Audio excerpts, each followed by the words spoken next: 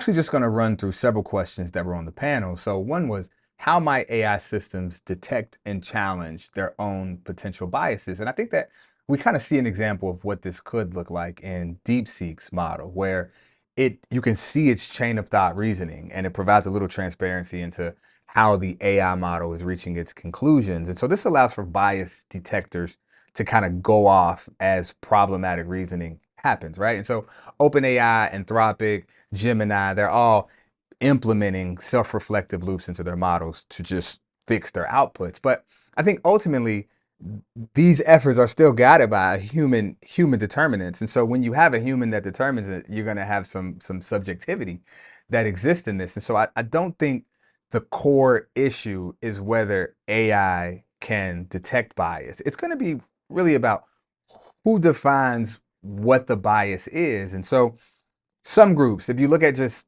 the EU and how they're regulating AI, they want more safeguards. They want more regulation versus the US. We're saying, hey, it needs to be unregulated, right? The US will take the position that safeguards are censorship and we need freedom of expression, but we're seeing how we tiptoe around that with TikTok. And so you have Anthropic, for an example. They err on a side of caution, and it makes Claude like very sensitive. You know, one of the running jokes in a bunch of subreddits is just how sensitive Claude is to controversial topics. It doesn't, and we see Anthropic taking putting a lot of effort into not allowing jailbreaks to happen, not allowing people to influence the model to just get it to say anything. Where we see OpenAI and of course DeepSeek.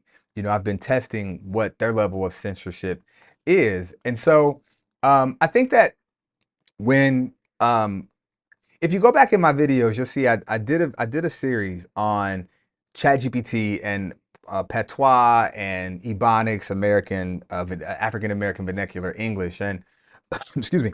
And so the AI models struggled with language variance, I should say, and it it now doesn't even do it. I don't think I can go on ChatGPT Advanced Voice and ask for it to speak in Ebonics in the way that I did just maybe 90 days ago.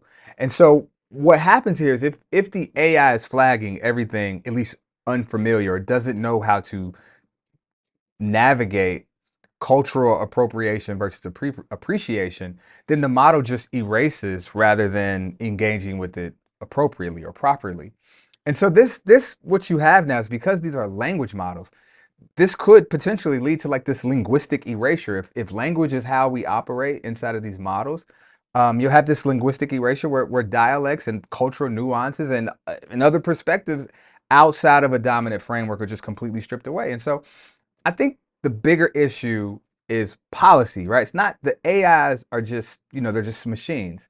And so an AI bias isn't just a technical problem, right? It's going to be a governance thing, a governance issue. And so if governments and corporations decide what is acceptable in language or thought, then the AI models are just going to reflect that. And so if the AI is forced to be hyper politically correct, then it probably will lose some analytical depth. And so there's going to be some balance in how you do that. Because on the other side, if AI is left unchecked, then it could reinforce harmful biases rather than challenging them. And so I think ultimately this whole entire debate over AI bias isn't just about how models detect and challenge bias, but it's going to be how we as a society regulate uh, the boundaries of just autonomous decision making for machines. And so the real fight is going to be who gets to decide those questions. So who gets to decide what a bias is and what gets removed and what stays. And so